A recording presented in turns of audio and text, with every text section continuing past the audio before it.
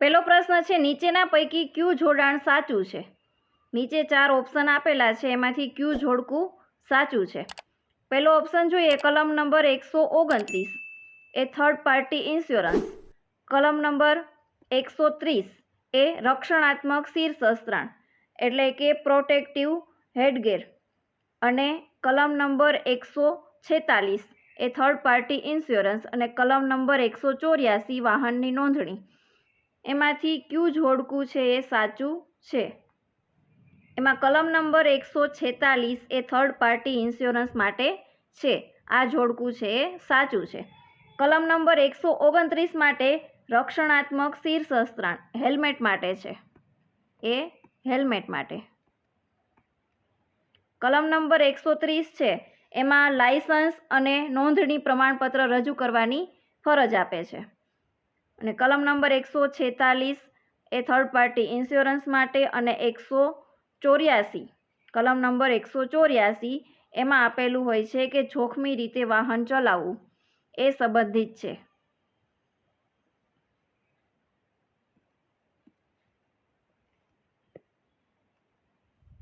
આગળનો પ્રશ્ન છે, કેન્દ્ર સરકાર દ્વારા ડ્રાઇવિંગ લાયસન્સ સંબંધિત ઓનલાઈન સેવાઓ માટે ક્યુ પોર્ટલ કાર્યરત છે? સારથી પરિવહન પોર્ટલ દ્વારા લર્નર લાયસન્સ, ડ્રાઇવિંગ લાયસન્સ વગેરે સંબંધિત સેવાઓ આપવામાં આવે છે. સારથી પરિવહન પોર્ટલ દ્વારા. મોટર વાહન અધિનિયમ 1988 ની કલમ 185 હેઠળ નીચેનામાંથી કયો ગુનો શિક્ષાપાત્ર છે? કલમ નંબર 185 નશામાં અથવા તો ચોક્કસ મર્યાદાથી વધુ આલ્કોહોલ સાથે વાહન ચલાવવા અંગે છે. એટલે જવાબ થશે કે શરાબ અને નશાની અસર હેઠળ વાહન ચલાવવું એ કલમ નંબર 185 હેઠળ આપેલું છે. મોટર વાહન અધિનિયમ મુજબ સીટ બેલ્ટ ન પહેરવા બદલ કઈ કલમ લાગુ પડે છે?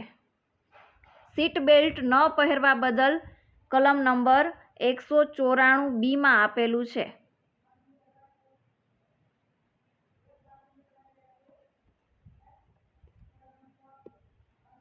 મોટર વાહન અધિનિયમની કલમ 134 કઈ પરિસ્થિતિમાં વાહન ચાલકની ફરજ સાથે સંબંધિત છે? કલમ નંબર 134 એ અકસ્માતમાં વ્યક્તિને ઈજા થાય ત્યારે વાહન ચાલકની ફરજ અંગે છે. એટલે કે અકસ્માત અને વ્યક્તિને ઈજા સંબંધિત. પહેલી શ્રેણી આપેલી છે કે 5, 6, 14, 41 અને 105. પહેલી સંખ્યા છે 5, એમાં +1 એટલે કે 1નો ઘન ઉમેરીએ, 1નો ઘન થશે 1 જ, એ ઉમેરીએ ત્યારે આવશે 6, બીજી સંખ્યા આવશે. એવી જ રીતે બીજી સંખ્યા 6 લઈએ, એમાં 2નો ઘન ઉમેરીએ, 2નો ઘન થશે 8, તો એમાં 8 ઉમેરીએ ત્યારે થશે 14. આગળની સંખ્યા 14 પ્લસ એમાં 3નો ઘન ઉમેરવાનો, 3નો ઘન થશે 27, અને એમાં 14 ઉમેરીએ એટલે થશે 41. 41માં 4નો ઘન થશે 64, 64માં 41 ઉમેરીએ એટલે થશે 105. 105 એમાં +5નો ઘન ઉમેરીએ ત્યારે આપણને આગળની સંખ્યા મળશે. 5નો ઘન થશે 125, અને એમાં 105 ઉમેરીએ એટલે થશે 230. તો આગળની સંખ્યા થશે 230. આગળનો પ્રશ્ન જોઈએ, સવારે 5 થી 8:30 સુધી કલાકનો કાંટો કેટલું પરિભ્રમણ કરશે? 5 વાગ્યાથી 8:30 વાગ્યા સુધી કલાક કાંટો છે એ કેટલું પરિભ્રમણ કરશે? ઘડિયાળમાં આપણને ખબર છે કે 2 ક્રમિક કાંટા વચ્ચે 30 અંશનો ખૂણો બને છે. 2 ક્રમિક કાંટા હોય ઘડિયાળમાં, અહીંયા 12 અને 1, એવી રીતે 2 ક્રમિક કાંટા વચ્ચે 30 અંશનો ખૂણો બને છે. 5 વાગ્યાથી 8:30 વાગ્યા સુધીની કલાક થશે 3.5, અને એને ગુણ્યા 30 અંશ એટલે કારણ કે બે ક્રમિક કાંટા વચ્ચેનો ખૂણો થશે 30 અંશ, તો એવી રીતે 3.5 કલાક ગુણ્યા 30 અંશ એટલે થશે 105 અંશ. તો 5 વાગ્યાથી 8 અને 30 વાગ્યા સુધી કલાકનો કાંટો છે એ 105 અંશ પરિભ્રમણ કરશે. જો આજે બુધવાર હોય તો 100 દિવસ પછી કયો વાર હશે? અહીંયા દિવસો આપેલા છે કે 100. 100 ને આપણે 7 વડે ભાંગીએ. 100 ભાગ્યા 7. 7 1 7 એટલે કે 10 માંથી 7 જાય એટલે 3 વધશે અને 7 ચોક 28. 30 માઇનસ 28 કરીએ એટલે આવશે 2.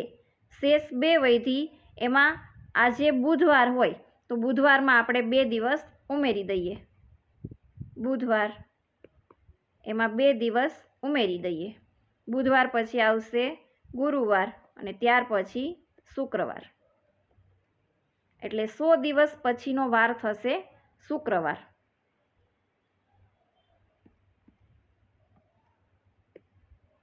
મોટર વાહન અધિનિયમ હેઠળ વાહનની વર્ગીકરણ શા માટે મહત્વપૂર્ણ છે?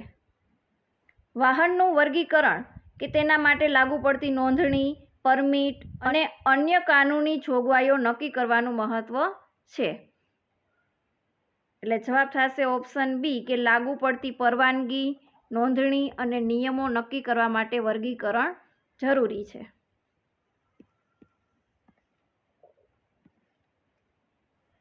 વાહનના સ્ટોપિંગ ડિસ્ટન્સમાં મુખ્યત્વે કયા બે અંતરનો સમાવેશ થાય છે? સ્ટોપિંગ ડિસ્ટન્સમાં રિએક્શન ડિસ્ટન્સ અને બેકિંગ ડિસ્ટન્સ. રિએક્શન એટલે કે પ્રતિક્રિયા અંતર અને પ્લસ બેકિંગ અંતર, આ બે અંતરનો સમાવેશ થાય છે.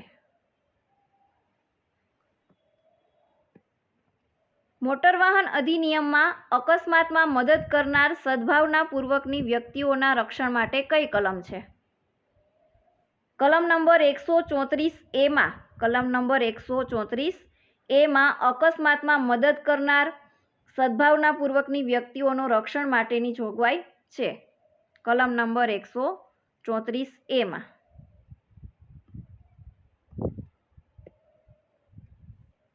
આગળનો પ્રશ્ન જોઈએ. લોજિકને લગતો પ્રશ્ન છે. આખો કૌંસ બરાબર 32 આપેલા છે, આ કૌંસ બરાબર 110 આપેલા છે, તો આ કૌંસ બરાબર કેટલા થશે? આપણે જોઈએ. કૌંસનો ગુણાકાર કરીએ 6 × 42 -10 કરીએ ત્યારે 32 આવશે. 6 × 42 -10 ત્યારે આવશે 32.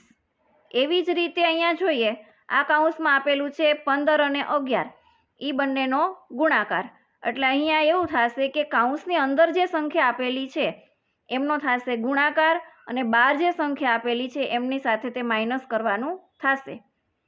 11 × 15 એટલે થશે 165. 11 × 15 કરીએ એટલે થશે 165 અને -12ની સંખ્યા, 12 સંખ્યા આપેલી છે 55, ત્યારે આવશે 110. એટલે આ પણ સાચું છે એટલે આ પણ સાચું થશે. એવી જ રીતે અહીંયા કૌંસમાં આપણને આપેલા છે 2 અને 3, તો 2 અને 3નો ગુણાકાર કરીએ 2 તેરી 6 અને -12ની સંખ્યા, 12 સંખ્યા આપેલી છે 6, 6 - 6 એટલે આવશે 0. તો અહીં આપણો જવાબ થશે 0.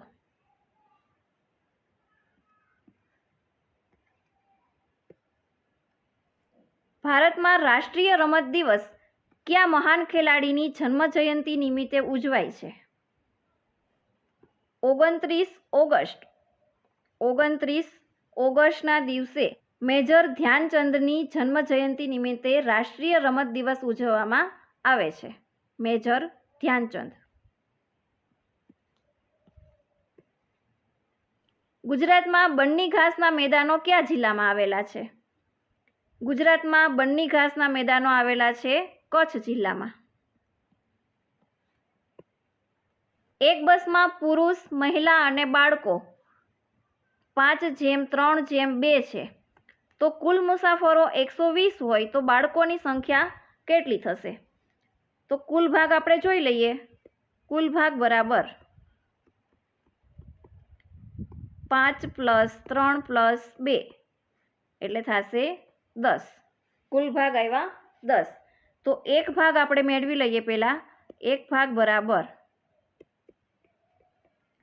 કુલ મુસાફરો આપેલા છે 120, એને ભાગ્યા 10 એટલે એક ભાગ થશે. 0 0 કેન્સલ અને આવશે 12. તો એક ભાગના મુસાફર થશે 12. તો એમાં આપણે બાળકોની સંખ્યા મેળવવાની છે. તો બાળકો બરાબર આપણને આપેલું છે 2. તો બાળકો બરાબર 2 × 12 એટલે થશે 24. તો બાળકોની સંખ્યા હશે 24.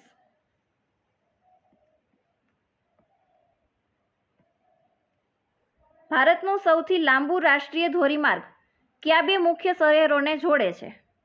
ભારતનું સૌથી લાંબુ રાષ્ટ્રીય ધોરીમાર્ગ છે એ શ્રીનગર અને કન્યાકુમારી આ બંને શહેરોને જોડે છે. રોહન 12 મીટર ઉત્તર તરફ જાય છે, પછી જમણી તરફ વળીને 9 મીટર, ફરી જમણી તરફ વળીને 12 મીટર અને અંતે ડાબી તરફ વળીને 5 મીટર જાય છે. તો શરૂઆતના સ્થળેથી તે કઈ દિશામાં અને કેટલા અંતરે હશે? આપણે જોઈએ ઉત્તર, દક્ષિણ, પૂર્વ અને પશ્ચિમ. અહીંયા રોહન ઊભો હશે, ત્યાંથી તે 12 મીટર ઉત્તર તરફ જાય છે. 12 મીટર ઉત્તર તરફ. ફરી જમણી તરફ વળીને, જમણી તરફ એટલે પૂર્વ બાજુ થશે, જમણી તરફ વળીને તે 9 મીટર ચાલે છે. ફરી જમણી તરફ વળીને તે 12 મીટર ચાલે છે એટલે નીચે આવશે દક્ષિણ બાજુ. અને અંતે તે ડાબી તરફ વળીને 5 મીટર જાય છે. ડાબી તરફ એટલે આ સાઈડ એની ડાબી બાજુ થશે અને આ બાજુ જમણી બાજુ. એટલે ડાબી તરફ વળીને તે 5 મીટર જાય છે. તો શરૂઆતના સ્થાનેથી તે કઈ દિશામાં અને કેટલા અંતરે હશે? તો આ અંતર જેટલું છે એટલું જ આ અંતર થશે. તો 9 અને 5 એટલે થશે 14. 9 અને 5 એ બંનેનો સરવાળો કરીએ એટલે થશે 14 મીટર. તો અહીંયાથી અહીંયા સુધીનું અંતર થશે 14 મીટર અને દિશા થશે પૂર્વ દિશા. તો તે પૂર્વ દિશામાં 14 મીટર ચાલ્યો હશે. Option A. મહી નદી ગુજરાતમાં કયા અખાતમાં મળે છે? મહી નદી છે એ ખંભાતના અખાતમાં મળે છે.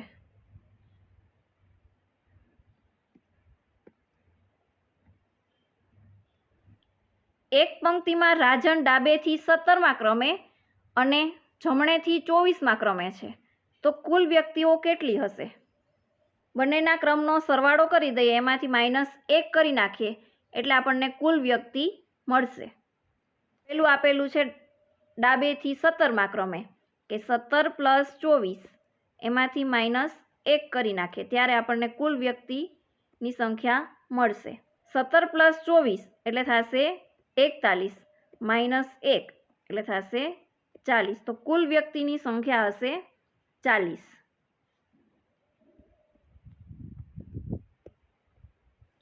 કમ્પ્યુટરની કેશ મેમરીનો મુખ્ય હેતુ શું છે? કેશ મેમરી એ સીપીયુને વારંવાર જરૂરી માહિતી ઝડપથી મેળવવામાં મદદ કરે છે. તો એનો મુખ્ય હેતુ થશે વારંવાર જરૂરી માહિતી અથવા તો સૂચનાઓ ઝડપથી ઉપલબ્ધ કરાવવી. પંચાયતી રાજ વ્યવસ્થાને બંધારણીય દરજ્જો કયા સુધારા દ્વારા મળ્યો? પંચાયતી રાજ વ્યવસ્થાને બંધારણીય દરજ્જો મળ્યો છે 73મા સુધારા દ્વારા. શ્રેણી આપેલી છે 4, 9, 19, 39 અને 79. તેમાં આપણે જોઈએ પહેલી સંખ્યા છે 4 અને ત્યાર પછી આપેલું છે 9. તો 4 ને 2 વડે ગુણીએ અને એમાં +1 કરીએ ત્યારે આવશે 9. એટલે કે પહેલી સંખ્યાને 2 વડે ગુણીશું અને એમાં +1 કરીશું ત્યારે આપણને બીજી સંખ્યા મળશે. તો એવી જ રીતે બીજી સંખ્યા આપેલી છે 9, એને ગુણ્યા 2 પ્લસ 1, તો ત્યારે મળશે આપણને 19. 9 દુ 18 ને 1 19. 19 ગુણ્યા 2 પ્લસ 1, 19 દુ 38 પ્લસ 1 એટલે થશે 39. 39 ને 2 વડે ગુણીશું, એમાં પ્લસ 1 ઉમેરીશું. 39 દુ 78 અને પ્લસ 1 એટલે કે 79. 79 ગુણ્યા 2 પ્લસ 1 એટલે થશે 159. તો આગળની સંખ્યા આપણને મળશે 159.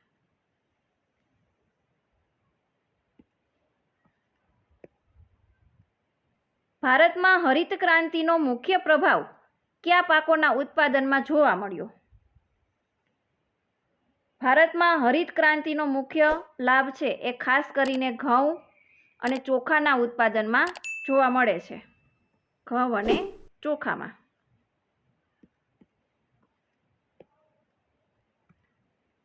સાબરમતી નદીનું ઉદ્ગમ સ્થાન કયા રાજ્યમાં આવેલું છે? સાબરમતી નદીનું ઉદ્ગમ સ્થાન છે રાજસ્થાનના અરવલ્લી વિસ્તારમાં થાય છે અને પછી તે ગુજરાતમાંથી વહે છે. એટલે જવાબ થશે રાજસ્થાન.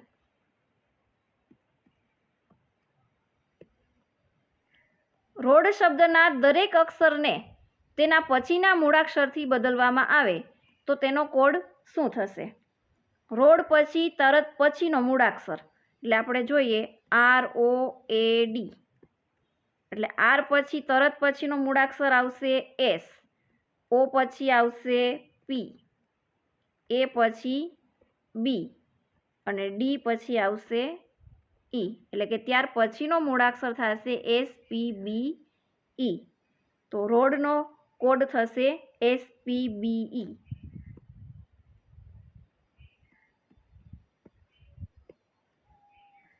DNSનું મુખ્ય કાર્ય શું છે? DNSનું મુખ્ય કાર્ય છે કે ડોમેન નામને IP સરનામા સાથે જોડવામાં મદદ કરવાનું.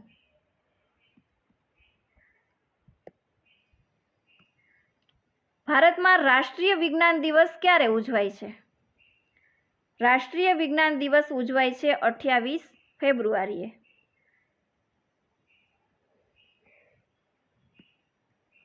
The conductor asked the passenger to ખાલી જગ્યા the ticket carefully. અહીં ધ કંડક્ટર એટલે કે કંડક્ટર પેસેન્જરને કહે છે કે ટિકિટ સાચવીને રાખવી. સાચવીને રાખવી એનો અર્થ થશે પ્રિઝર્વ. પ્રિઝર્વ એટલે અહીં ખાલી જગ્યામાં આવશે પ્રિઝર્વ.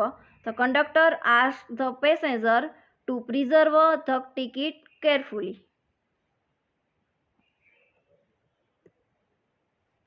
ઇન્ટરનેટ સેવા પૂરી પાડનારને શું કહે છે? ઇન્ટરનેટ સેવા પૂરી પાડનારને કહેવાય છે ISP. ISP એટલે કે ઇન્ટરનેટ સર્વિસ પ્રોવાઈડર.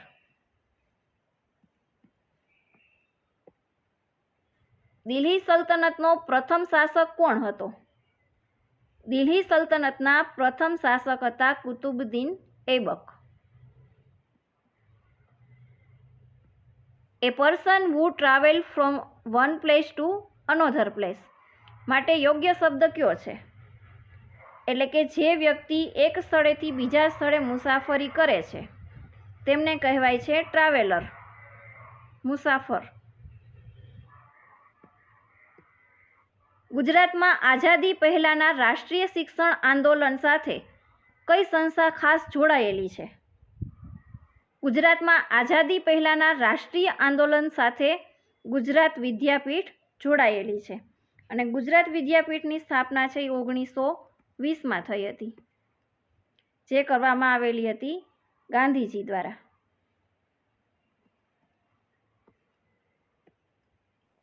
દૂધનો દાજ્યો છાશ પણ ફૂંકીને પીએ કહેવતનો અર્થ શું છે? એટલે કે અનુભવથી માણસ સાવચેત બને, કે ખરાબ અનુભવ પછી જ વ્યક્તિ સમાન પરિસ્થિતિમાં વધારે સાવચેતી રાખે.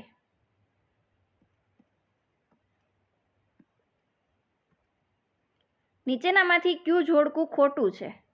અહીં 4 ઓપ્શનમાં આપેલા છે, એમાંથી ક્યુ જોડકું ખોટું છે. એમાં પહેલું છે ALU એટલે કે અંકગણિત અને તાર્કિક ક્રિયાઓ. એ છે એ સાચું છે કે ALUમાં અંકગણિત અને તાર્કિક ક્રિયાઓ કરી શકાય છે. DNS એટલે કે ડોમેન નામનું નામકરણ, એ પણ સાચું છે. પછી IPv4 એટલે કે 128 બીટ. IPv4 એટલે કે થશે 32 બીટ. આ જોડકું છે એ ખોટું છે. IPv6 એટલે થશે 128 બીટ. એ જોડકું છે એ સાચું છે. તો અહીં જવાબ થશે option C.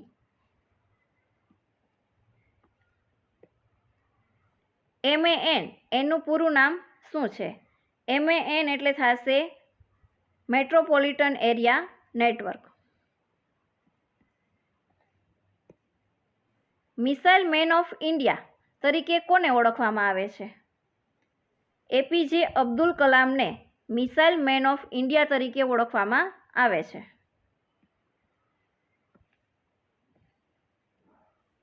A person who looks at the bright side of life માટે યોગ્ય શબ્દ કયો છે?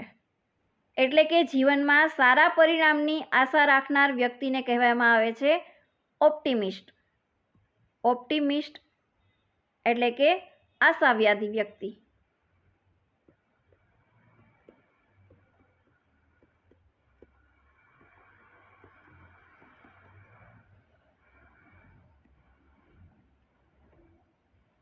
જેનો કોઈ શત્રુ નથી તેના માટે યોગ્ય એક શબ્દ કયો છે? અજાત શત્રુ એટલે કે જેનો કોઈ શત્રુ નથી. નીચેનામાંથી ક્યુ ડેસ્કટોપ પ્રકાશનનું પેકેજ છે? પેજમેકર એ ડેસ્કટોપ પ્રકાશન માટેનું સોફ્ટવેર છે. પેજમેકર. નીચેનામાંથી ક્યુ દ્વિપરિબળ પ્રમાણીકરણ માટેનું ઉદાહરણ છે? બે અલગ અલગ પ્રકારના પ્રમાણભૂત પુરાવાનો ઉપયોગ થાય ત્યારે તેને દ્વિપરિબળ પ્રમાણીકરણ કહેવામાં આવે છે. બે અલગ અલગ પુરાવા ભેગા થાય એટલે કે પાસવર્ડ અને એક વખતનો કોડ, આને કહેવાય છે દ્વિપરિબળ પ્રમાણીકરણ.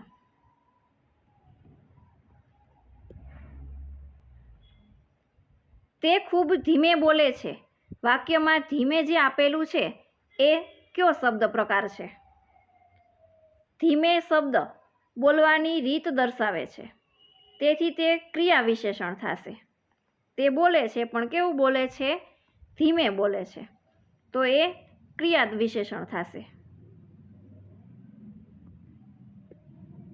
રિલાયેબલ શબ્દનો યોગ્ય અર્થ કયો છે? રિલાયેબલ એટલે કે વિશ્વસનીય.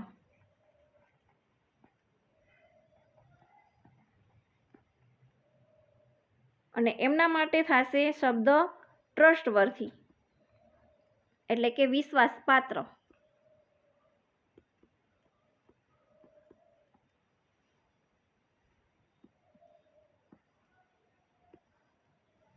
બ્લુ રેવોલ્યુશન મુખ્યત્વે કયા ક્ષેત્ર સાથે સંબંધિત છે?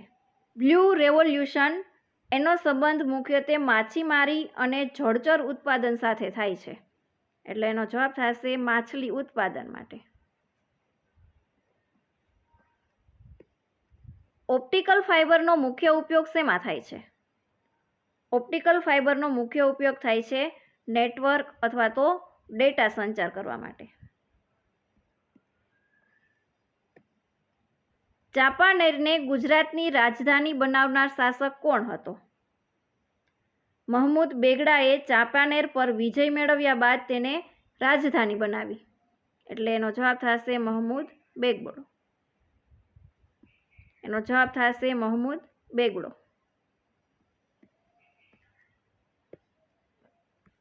કમ્પ્રેશનનો ઉપયોગ મુખ્યત્વે શા માટે થાય છે? કમ્પ્રેશનનો ઉપયોગ થાય છે ફાઇલનું કદ ઘટાડવા માટે.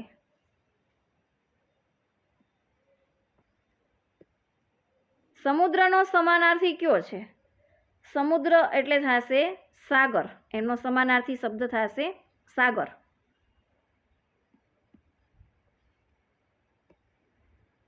એ પર્સન હુ સ્પીક 2 લેંગ્વેજ માટે યોગ્ય શબ્દ કયો છે?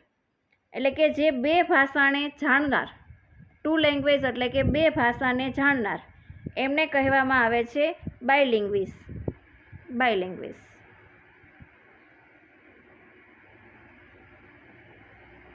લેસર પ્રિન્ટરમાં અક્ષરો છાપવા માટે વપરાતો પાવડર જેવો પદાર્થ સંગ્રહ કરતું યુનિટ શું કહેવાય છે? એમને કહેવામાં આવે છે ટોનર.